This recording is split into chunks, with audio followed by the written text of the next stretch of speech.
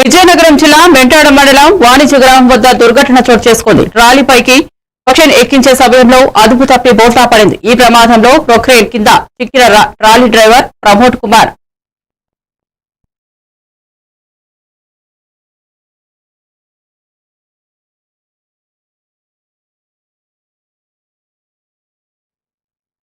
విజయనగరం జిల్లా మెంటాడ మండలం వాణిజ్య గ్రామం వద్ద దుర్ఘటన చోటు చేసుకుంది. ట్రాలీపైకి ప్రొక్రేన్ ఎక్కించే సమయంలో అదుపు తప్పి బోల్తా పడింది.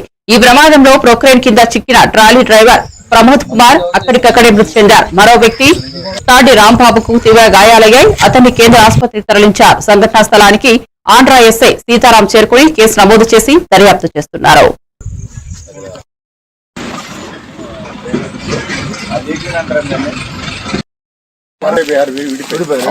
మొన్న రిలీజ్ అయింది లైసెన్స్.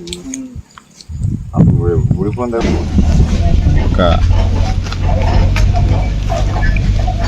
ఎక్సవేటర్ నుంచి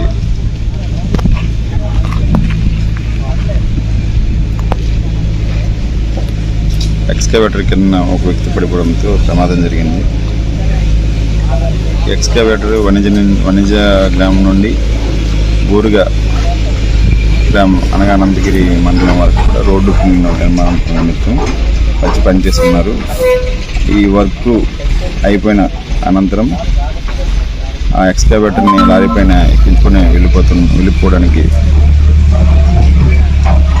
తరుణంలో ఆ ఎక్స్కవేటర్ని లారీపై ఎక్కిస్తుండగా ఎక్స్కవేటర్ స్లిప్ అయ్యి కింద పడిపోయింది.